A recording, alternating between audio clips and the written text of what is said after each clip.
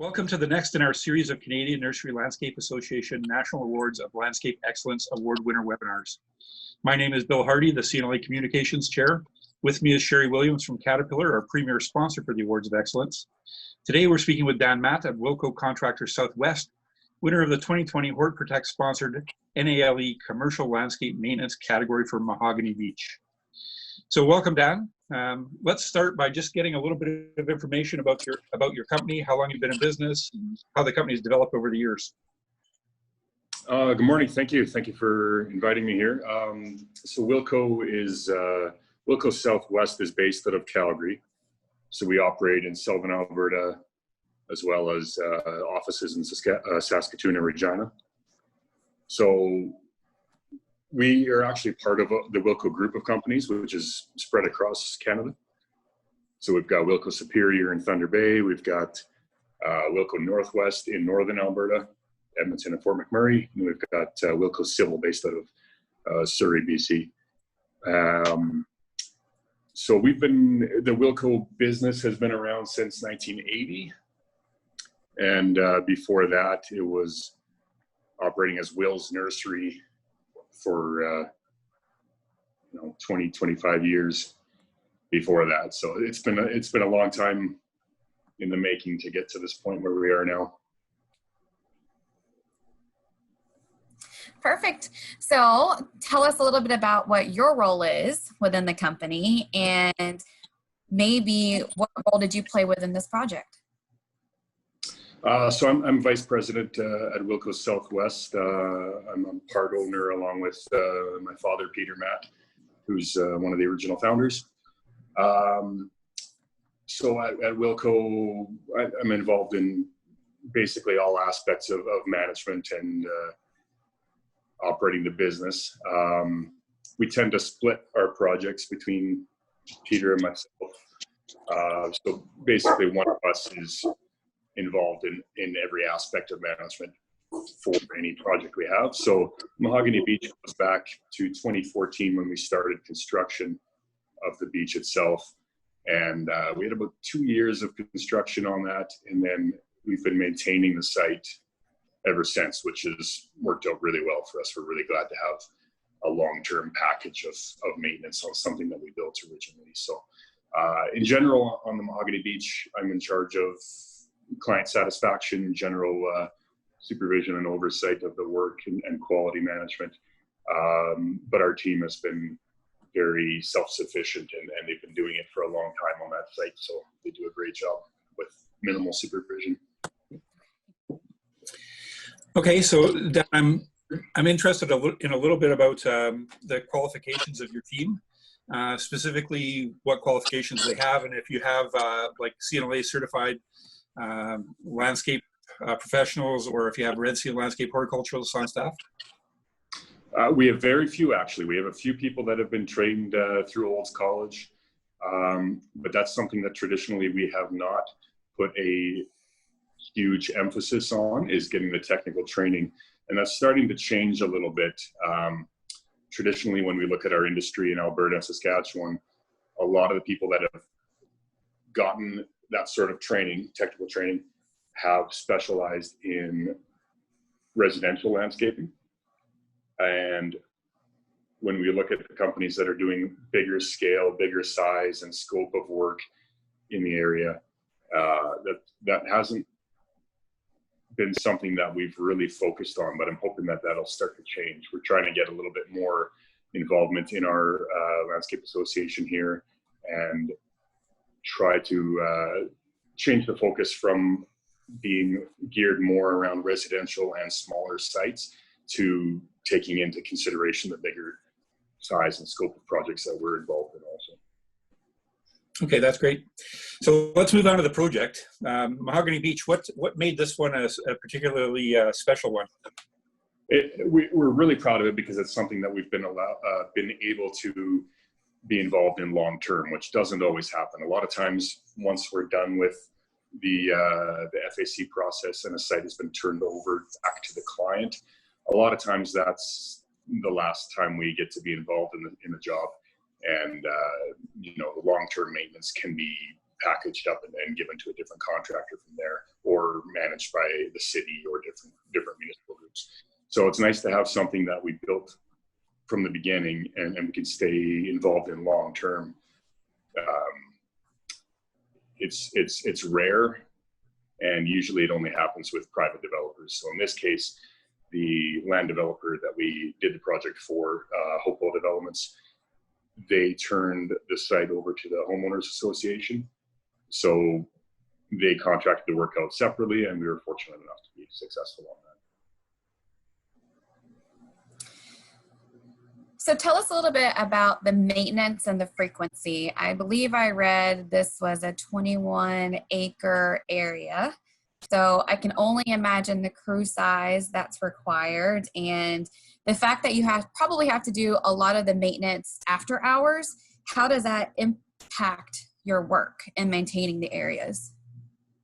So we've got a crew of 4 or 5, and they're in the development or in the community of Mahogany basically every day. So if they're not at the beach site, then typically they're out maintaining at other parks and playgrounds and boulevards, pathways throughout the community. So we fit the beach site in usually earlier in the morning before you get the heavy use of the beach site itself, before the heat of the day comes out. So it does take a little bit of juggling and coordination to choose what area you're going to focus on without impacting the user's enjoyment of the beach itself, right? So you're always working around people. You're trying not to make too much of a noise impact. You're trying to keep the leaf blowers and the noise makers to a minimum. But yeah, it's a weekly visit, sure. And Darlene and our crew have been very good at picking and choosing what they're going to focus on each day. So you look after the site in the winter as well. What are the challenges of trying to keep snow and ice off the walkways, the beautiful walkways, and the other areas that are used in the wintertime? So we've had some involvement there in the winter. They have been experimenting with some hockey rinks and skating rinks on the lake itself, which we have not managed, but that's been done by a third party to make the ice surfaces and do the flooding and make a skating loop. But I would say one of the challenges on the site in the summertime has been the irrigation management. So as you can see in the photos, there's a lot of berms and hills, which make some interest for the kids to play on. But what happens is the top of the berms tend to dry out very quickly, and the trees and the plant material at the bottom of the slopes tend to get, when you're running the irrigation, they tend to get overwatered. So in hindsight, I would make some irrigation adjustments to deal with the wind and different environmental situations differently. But we've managed to adjust that by some localized hand watering and supplementing with some additional sprinkler systems to keep the tops of those hills green without drying out in the dry winds that we get here. So tell me more about this lovely beach. I think it was mentioned that it was probably the most challenging part to maintain.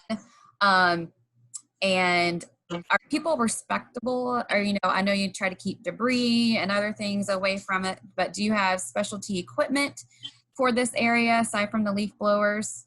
How do you maintain that property? It actually stays very clean. The debris, being a newer community, you don't have as many mature trees around the lake itself, like we do in some older communities that were built in the 80s here. And lake communities are actually becoming less common going forward in Calgary. This might be one of the last that we see for a long time. So I know when you go to some older lake communities in Calgary with bigger mature trees, you do get a lot more debris and build up on the beach itself. Now, this is a newer community, so that hasn't really happened yet, but that might start being an issue. So having a newer sand installation, it's quite clean, pretty simple to keep it clean and looking pristine for everybody right now. So I'm going to go back to the lovely pathways because the work is outstanding. When I first looked at it, I thought it was actually natural stone until I realized probably poured in place concrete. Like particularly that shot, I thought at first glance I thought it was maybe some sort of a granite or something. But kind of relates to my last question too about snow removal and everything. I'm just wondering how the pathways are managed to be kept so immaculately. Like I know that you wouldn't take pictures of damaged sections, but I'm just wondering how they're maintained so absolutely spotless and perfect. Yeah, the concrete has held up really well. The concrete is not something that we built ourselves. It was done by another contractor. But yeah, to their credit, it looks fantastic. There's very little damage. I mean, all we have to do is keep the sand build up off of it and keep the grass clippings and the debris from migrating onto the sand, and keep the black marks off and stop spinning your tires and doing those sorts of things, right? So yeah, no, it's looking good. So thinking back to when this was in the design phase, was there anything particularly unique or different about the variety of plants that you put in? Or I think I read the 10,000 tons of sand that was brought. Yeah, the plant material. So Bassett Associates did the landscape design, and I know Rich Bassett likes to use a lot of pine material. So not everything grows very easily in the Calgary region, right? So you get a lot of dry winds. You get some pretty harsh temperatures in the summer, and the winters are even worse, and you get the Chinook winds that'll dry things out in the middle of winter. So one thing that's done very well are the mountain pine that you can see in some of the photos here around the playground area. The mountain pine have done really well here. Some of the others, like the ponderosas, they ended up getting a little bit too wet in certain areas. So at the beginning, we did have a few replacements where irrigation would come down off the slopes and it was settling in the beds at the bottom of the slopes and getting them oversaturated. So some of those we did swap out for a different species. You get a lot of Brandon elm on this site, and ponderosas and mountain pines. So it's not a huge wide variety, but these are species that have done really well in this part of the city in particular. So curious about the feedback that maybe you've received from the property association, the residents that live there, and maybe even your peers. What kind of feedback have you? Generally, I know the homeowners association has been very happy with it. Any challenges that we've worked through, like some of the drying out of the hills and those sorts of things, that's gone really well. And after the first couple seasons, you tend to work out what's gonna work really well on the site and what's not gonna work as well. The frequency and the timing of the visits is important. If Darlene knows that a certain area is gonna need attention, she'll save that for early in the morning, get in there at 7 o'clock and get things done by 9 o'clock before the crowds visit. But I know everybody appreciates nice mowing patterns, so you can see them from up on the roads and from higher elevations, and it makes it look pretty sharp. Okay, so this is the toughest question we're going to ask you. Ready? Yeah, lean in, get ready. What does it mean to you, or even your company, to receive this award for this project? It's a good question, and even 2 or 3 years ago, we wouldn't put the effort in to apply for awards or anything like that. This is something new that we've started in the last 2 years, and traditionally, when we looked at the award process and the types of projects that were being recognized, we would have sat back and said, well, that's not for us. These are high-end residential jobs. That's not something we focus on. Our jobs are big. They're massive scope. They're big and broad sites that didn't seem to always fit the award categories or the types of jobs that were being submitted by our competitors and others in our industry. So we've kind of gotten over that and realized, if you want to be recognized, you have to express to other people what you're doing, why your jobs are important, why a job of a big scope is just as interesting as a job of a smaller scope that maybe has higher detail. So to be recognized for the jobs that we've put forth, it means a lot to the people that have built these things. It's not about patting ourselves on the back necessarily, but it's recognizing that the work we do is important, it's valuable, and it's of interest to a lot of people. We've put a lot more effort into things like social media lately, and photographing our sites, putting together some marketing materials. And again, in the past, we would have never thought of doing that. Times are changing. People want to share what they do with their families when they go home at the end of the day. So this is something that ties in really well with that. We can share it with families, share it with people who are interested in the public, people who live in the community, and also to share it with our clients. I know the developers that we work with are really interested in seeing some of the awards and the footage that we can put together. Awesome. So that's really all we had in the way of prepared questions. Is there anything you'd like to add before we finish up? No, I don't think so. I think that that covers it pretty well. It's one of the sites that we're really proud of. We can hope we can stay involved in it long term.